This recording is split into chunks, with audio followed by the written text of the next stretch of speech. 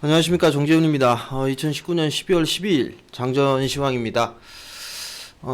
전날 미국 시장의 3대 지수는 상승으로 좀 마무리가 됐습니다. 다우 지수가 0.11%, S&P 500이 0.29%, 나스닥이 0.44%, 필라델피아 반도체가 2.23% 상승으로 좀 마무리가 됐습니다. 별다른 흐름들은 없었어요. 일단 미중 무역 협상에 있어서의 관망적인 분위기 여전히 좀 나와주고 있는 그런 사항들이고요. 그리고 뭐 FOMC에서 있었었는데 뭐 다들 금리 동결이다 이 부분들은 예상을 하고 있었던 그런 사항들이고요. 점도표상에서 20년 말까지 현재 금리 상태를 좀 유지할 것으로 예상을 하고 있고요. 21년도에 한 차례 금리 인하를 좀 예상하는 걸로 일단 점도표상에서 좀 나와주고 있는 그런 사항들입니다. 일단 제롬 파월 연준 의장 같은 경우 금리 인상은 인플레이션이 가파른 상황이 좀 벌어져야 금리 인상을 단행할 것이다 라는 그런 얘기들을 좀 했었어요. 그러면서 어느 정도 이 강보합세에서 좀 마무리가 되는 그런 모습들을 좀 보였습니다. 여전히 뭐 시장은 눈치 보기로 좀 진행이 되고 있는 그런 사항들인데, 다우지수 같은 경우는 반등이 나와주고 난 이후에 일단 수렴 과정을 좀 거치고 있는 그런 모습들이 좀 나와주고 있어요. 3대 지수 중에 제일 약한 그런 모습을 좀 보였었는데 21선을 다시 안착을 해주는 그런 모습들이 좀 나타났었고요.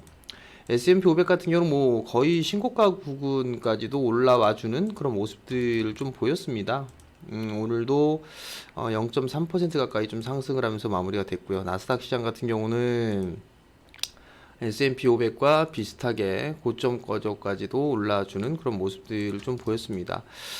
이번 주 주말이 좀 중요하지 않나라고 좀 판단이 돼요. 과연 이게 어떤 식의 결과물이 좀 나올지 부분도 좀 살펴봐야 될 것 같은데, 레리 코들로는 1560억 달러의 15% 추가 관세 시행 가능성이 좀 열려 있다. 이게 이 부분들이 열릴지 열리지 않을지는 중국에 달려 있다라는 그런 얘기들을 좀 했었어요. 그렇기 때문에 주말이 조금 중요하지 않나라고 좀 판단이 되는데, 일단 삼재 지수 같은 경우는 눈치 보기가 좀 지속이 되고 있다라는 거, 그 부분들을 좀 기억을 하셔야 될 것 같습니다.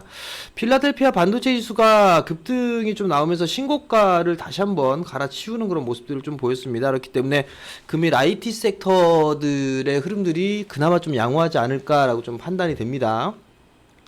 필라델피아 반도체 지수가 2.23% 상승을 하면서 신고가의 흐름들을 좀 기록을 했습니다.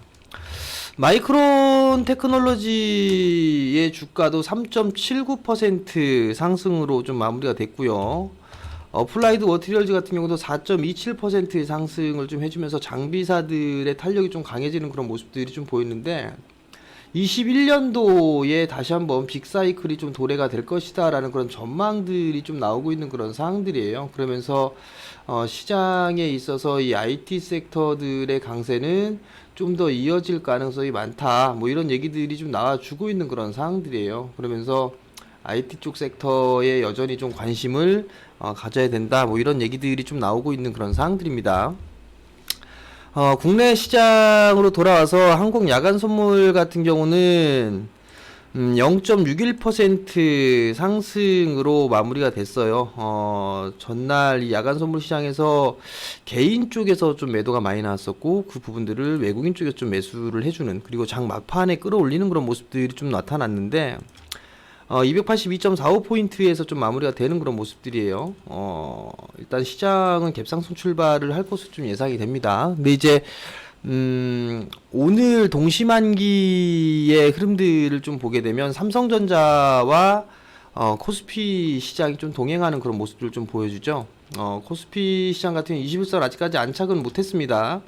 근데 삼성전자 같은 경우 21선을 좀 안착해주는 그런 모습들이 좀 나왔었죠. 거래량이 조금 더 증가가 됐으면 좋았을 것 같은데, 그게 좀 아쉬운 부분들이고, 지금 삼성전자 뭐 밀려 내려오게 된다라면 좀 매수 관점으로 봐도 좋다라는 말씀을 좀 드렸을 거예요. 계속적으로 매수 관점으로 좀 봐도 좋다라는 부분도 좀 말씀을 드렸을 거니까 그 부분도 기억을 하시고, 추격 매수는 오늘 좀 자제하는 전략이 좀 좋지 않을까 싶어요. 618 자리대가 약 한 52,000원 자리대인데 어제 안착 시도가 나왔다가 간당간당하게 좀 마무리가 됐거든요.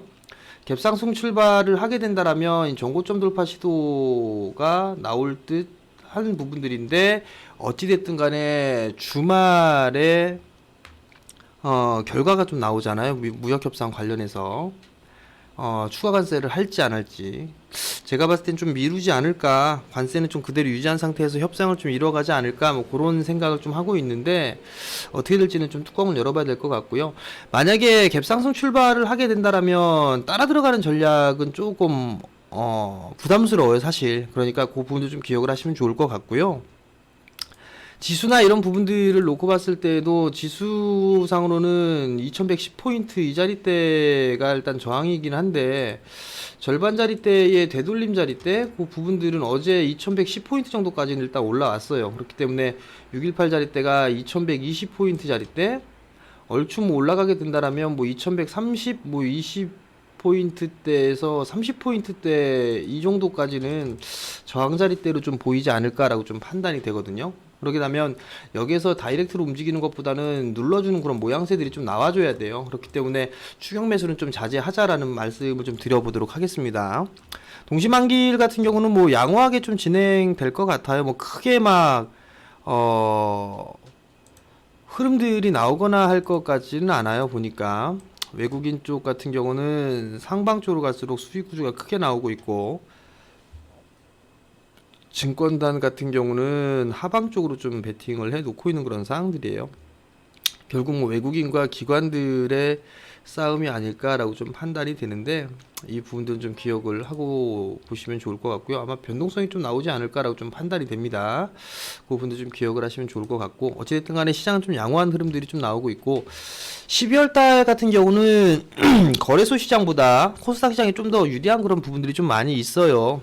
지수를 보더라도 거래소 시장 같은 경우는 그래도 좀 탄력적인 부분들이 있기는 한데 코스닥 같은 경우는 그렇게 강하지가 않은 그런 모습들을 좀 보여주고 있다라는 거 이게 조금 개인 투자자분들 부분들에 있어 좀 힘든 그런 부분들이 아닌가라고 좀 판단이 되는데 일단 연말 배당 투자에 대한 부분들이 있어요. 대형주들 같은 경우는 배당에 대한 부분들을 좀 많이 늘리고 있는 그런 추세죠. 지금 한국 증시 자체가 상장사들 자체가 그렇기 때문에 배당 투자에 대한 부분들로 좀 자금이 몰려나갈 수도 있는 그런 상황들이에요. 그렇기 때문에 액티브 자금이 빠져나와서 배당 투자 쪽으로 좀 단기적으로 이동을 할 수 있는 그런 부분들 여건들이 좀 마련이 되고 있는 그런 상황들이기 때문에 거래소 시장이 조금 더 유리한 그런 모습들로 좀 보시면 좋을 것 같고요. 또 하나는 개인 양도세에 대한 부분들도 있어요. 특히나 코스닥 시장 같은 경우 개인 투자자들이 좀 많이 집중을 하고 있는 그런 상황들이잖아요. 그러다 보니까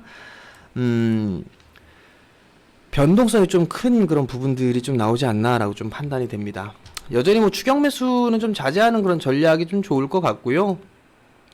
여전히 IT 쪽은 계속적으로 좀 말씀을 좀 드리고 있는 그런 사항들이에요. IT 쪽 장비, 소재, 부품 이쪽 섹터는 여전히 좀 봐야 되지 않나. 그리고 반도체, 디스플레이, 5G, 휴대폰 관련주들 이런 종목군들은 지속적으로 좀 관심을 갖는데 폴더블 쪽 같은 경우는 너무 많이 올랐던 그런 부분들이라 대응점을 좀 찾고 봐야 되지 않나라고 좀 판단이 됩니다. 그 부분도 좀 기억을 하시고요. 못 올라간 종목군들도 있는 그런 상황들이니까 그런 종목군들을 좀 노려보는 그런 전략이 좀 좋지 않을까라고 좀 판단이 되고 이들 종목군들이 변동성이 좀 크다라고 한다라면 고배당주 같은 경우도 좀 괜찮지 않나라고 좀 개인적으로는 좀 생각을 하고 있어요. 은행 대체적으로 금융 섹터들이 배당을 좀 많이 주죠. 게다가 KB금융 같은 경우 연말 12월 달 들어서면서 탄력이 조금 커지는 그런 모습들을 보여주고 있는 그런 상황들인데 배당이 좀 많고 자사주도 좀 소각한다라는 그런 이슈 때문에 탄력이 좀 더 강한 그런 모습들이 좀 나오고 있는 그런 상황들이거든요. 대체적으로 은행 섹터들 배당을 좀 많이 주고 있는 그런 상황들이기 때문에 이런 쪽에 있는 그런 기업들 고배당주들도 일단은 관심 있게 좀 봐도 좋지 않을까라고 좀 판단이 돼요. 좀 안정적인 투자를 하시는 분들이라면 그렇게 좀 보시는 게 좋을 것 같고요. 여전히 역배열권역에 있는 종목군들은 일단 관심에서 제외하세요. 일단 특히나 개별주들, 특히 개별주들 같은 경우 좀 조심하자라는 그런 말씀을 좀 드리도록 하겠는데요. 차트만 보고 많이 빠졌다라는 그런 부분들을 보게 되면 멜파스 같은 기업들도 이렇게 밀려 내려오죠. 많이 빠졌다라는 것 때문에 매수했다가 오히려 더 안 좋은 그런 모습들이 좀 나올 수가 있는 그런 상황들이란 말이에요. 그렇기 때문에 역배열권역에 있는 종목군을 좀 조심하자라는 거. 네이처셀 같은 경우도 어제 하한가로 좀 마무리가 됐죠.